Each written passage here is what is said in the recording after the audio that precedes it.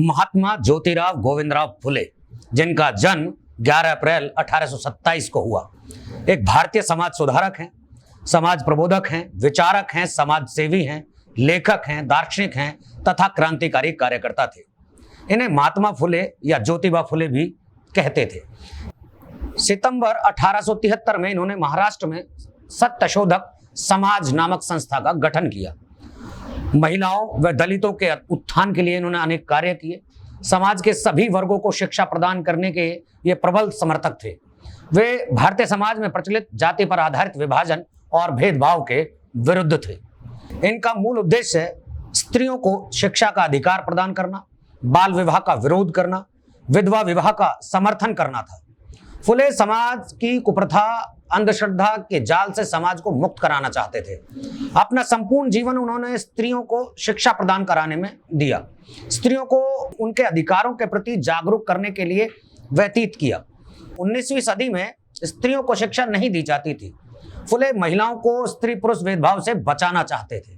उन्होंने कन्याओं के लिए भारत देश की पहली पाठशाला पुणे में बनाई। स्त्रियों की तात्कालीन दयनीय स्थिति से फुले बहुत व्याकुल और दुखी होते थे। इसलिए उन्होंने दृढ़ निश्चय किया कि वे समाज में क्रांतिकारी बदलाव लाकर ही रहेंगे।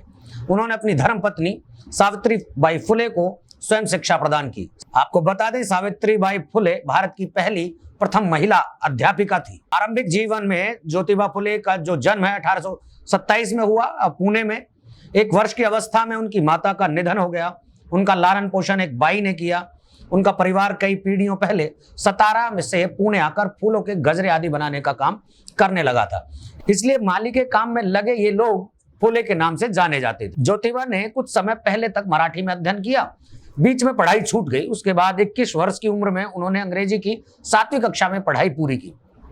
उनका विवाह 1840 में सावित्रीबाई फुले से हुआ, जो बाद में स्वयं एक प्रसिद्ध समाज सेवी बनी। दलित और स्त्री शिक्षा के क्षेत्र में दोनों पति पत्नियों ने मिलकर काम किया। वे कर्मठ समाज सेवी की भावना रखने वाले व्यक्ति थे।